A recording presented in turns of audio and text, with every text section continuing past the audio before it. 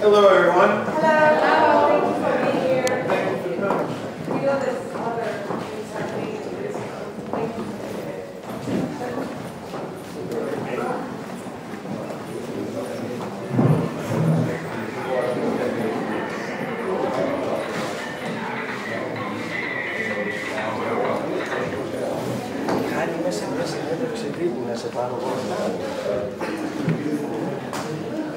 So thank you all for being here, both the foreign and Greek colleagues, especially the Greek colleagues. It's not the best day for Greek journalism today. I suppose everyone knows what's happening with the Greek national broadcasting. But this press conference was something that we had to do. We wanted all of you to have a chance to meet the people behind this wonderful movie and get a chance to ask questions. They don't really need introductions. Each one of them has a wonderful career on its own, but when they get together, not too often, I would say, they create something that's magic. We're very glad to have them here in Greece in a movie that is a Greek production by a Greek production company, House. And it's even better to have them to, I don't know if we can speak about conclusion, but to a continuation in a trilogy that not only changed the way we think about romance in movies, but also in our lives as well in a way. So just to start things off, and then you can ask questions, just raise your hand and we'll get the mic to you. I wanted to ask you if you ever think about this day when you started this cinematic film, let's say, so many years ago. Oh yeah, certainly 19 years ago when we first got together in Vienna, no, we would never have imagined we would have 3 films and we would be here in Athens, no. But that said, we're happy that it has turned out to be this wonderful life project for us. Anyone else want to comment on that? Well, it seems inevitable now that we're here. It seems obvious and like it was fated to be. It feels that way to me. But I don't think you'd ever make a project like this with a plan to do something as wild as 3 movies about romantic love over 20 years. It would seem totally illogical. Yeah, I never thought, yeah, obviously. Saying, we didn't know, oh, pressing, yeah, it's on the right, okay. Oh, okay, I don't have enough strength. Hold it down the whole time. Oh, just like that, okay. She's French. I don't know how to press a button, but I have other qualities. But yeah, I mean, really, writing the first film, was a wonderful, and being part of the first film. I mean, like working on the first film was a wonderful experience. But I never thought we would go into this trilogy. Actually, the second one was really, we were the 3 people that were excited about the second film. So. Obviously, and the third one, a little more people were excited. But really, the second one, no one cared that we were doing that film, right? Very few people, no. So, anyone want to ask a question? Mic here in the front. Gentleman here. Hi. We had the opportunity to meet in the International Film Festival of Berlin, where you had your world premiere. I wanted first of all to ask Mr. Linklater again, what was the main, let's say, idea behind this continuous romanticism that exists in these 3 films? Do you reckon that somehow you are one of the last romantics in the new era of independent cinema, so-called? And secondly, I would like Ms. Delpy and Mr. Hawke to ask, how was this time the work they had together somehow? Do they think that somehow the 3rd film, which is magnificent in my eyes, somehow is romanticism that is landing on the surface of neorealism somehow? Thank you. The first part of your question. Yeah, the very first film, I was really just trying to explore what goes on between two people when they're falling for one another, like exploring a connection or a feeling. It was no plot or story beyond the connection between these two people. That's all the movie was trying to explore. And I think the second movie was exploring a reconnection between those two. And the third one is exploring the reality of their lives. But in each film, we're just dropping in for a few hours or whatever the time span of that movie is to, Celine and Jesse's lives. So you're just getting glimpses of them over an 18-year period, but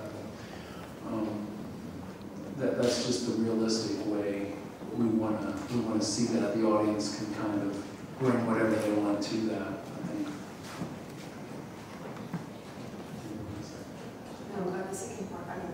Yeah, I mean, the work, it's always been a wonderful collaborative work all throughout the three films, this one, as much as the two others, It's an extremely rare opportunity to get to co-write 3 films with your co-star.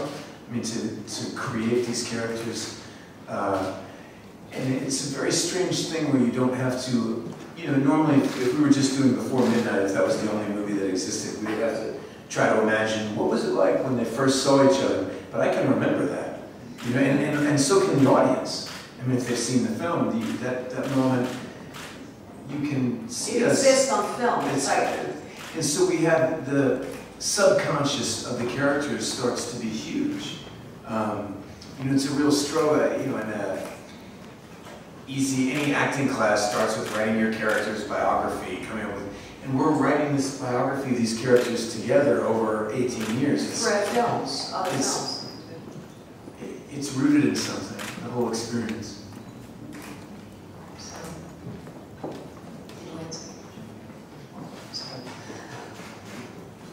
I would like to ask something totally Greek. Your next movies, which part of Greece would you like to visit, to see, to know that? Everyone keeps, my whole time here, I would rave about the Peloponnese and where we were. It was just one place. Yeah. And people have told me about so many places I have to go to. So many. It sounds like the whole country. I couldn't believe how beautiful the Peloponnese was, but people say to me from here, like, wait until you see Ithaca. I'm like, okay, well, if it can be better than where we were, I mean, I can't believe it. So, Yeah. I mean, I don't know, I would love to shoot another film We here. could spend a lot of time exploring. Yeah.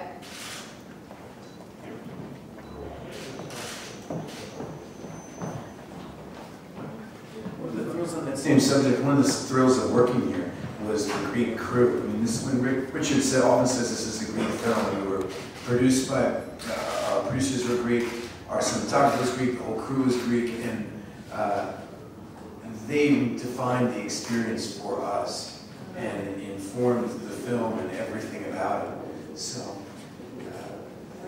Yeah. that would be a reason why I want to come back, no matter where we shot. I read recently that you're planning on a new project with Richard, that it's a span of, I don't remember exactly how many years with his son.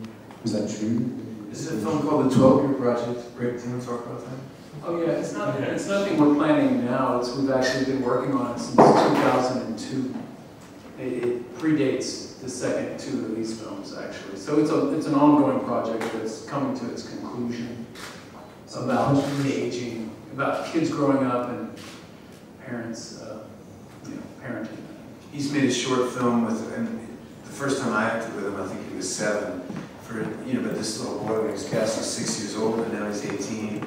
And so it's been a fascinating project.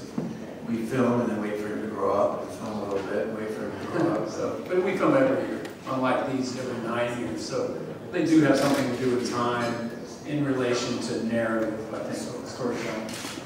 And you did that in Stylo, you did that ending basically, because it's a concept, time is your thing, I think. So what is that?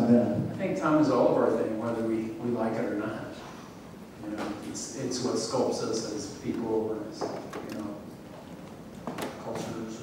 world itself.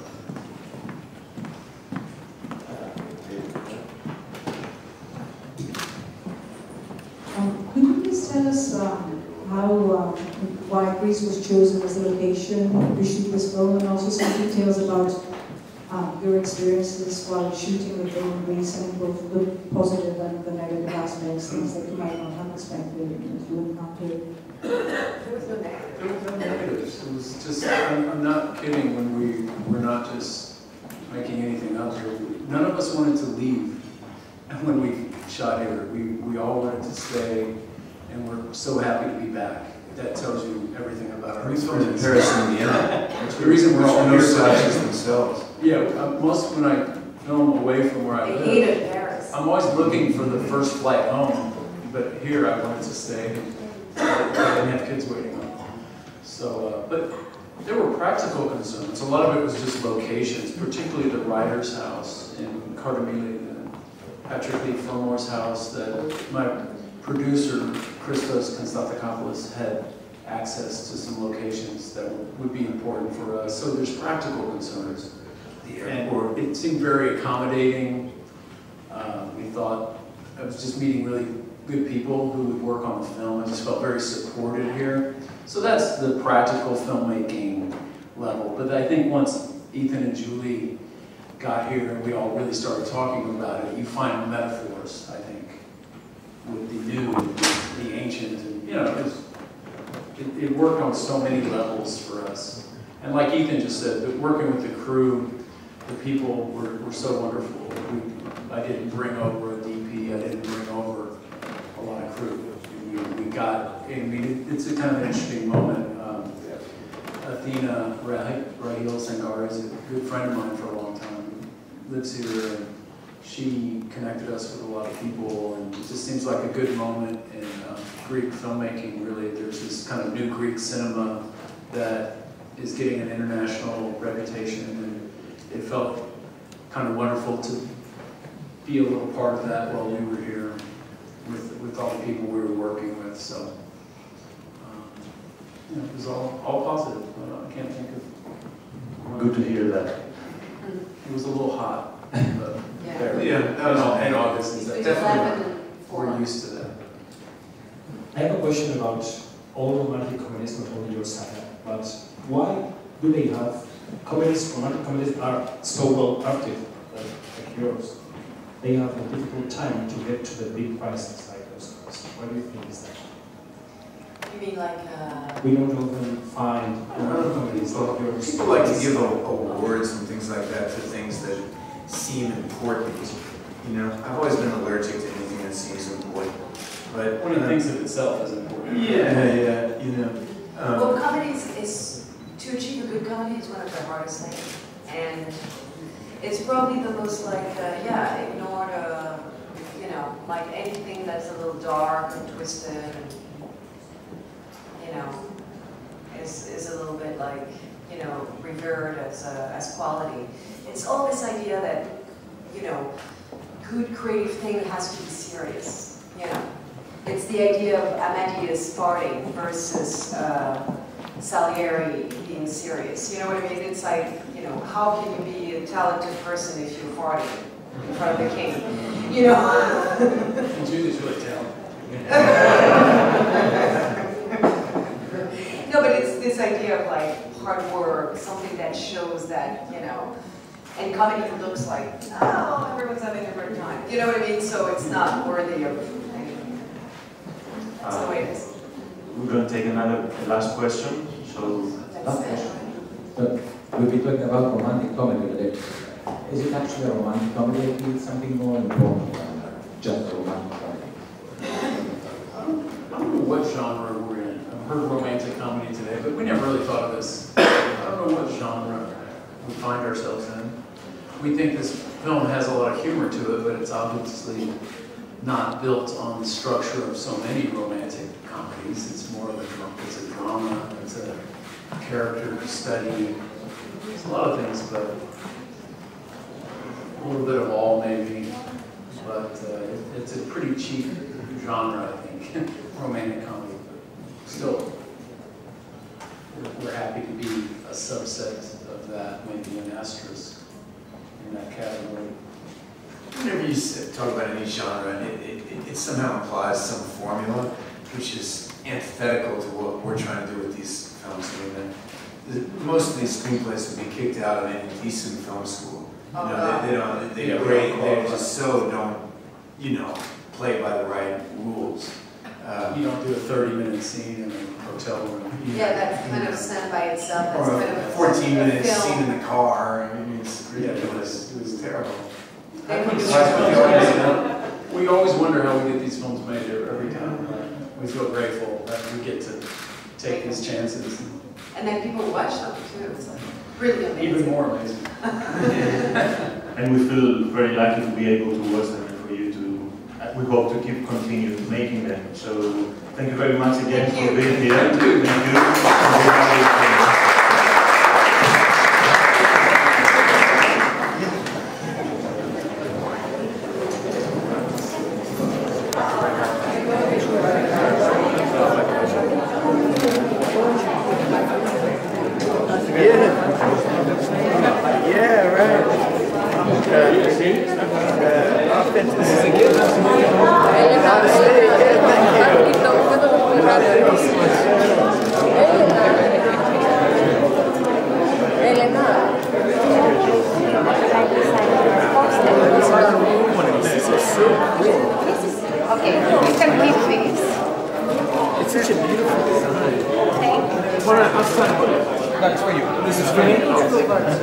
Thank you very much.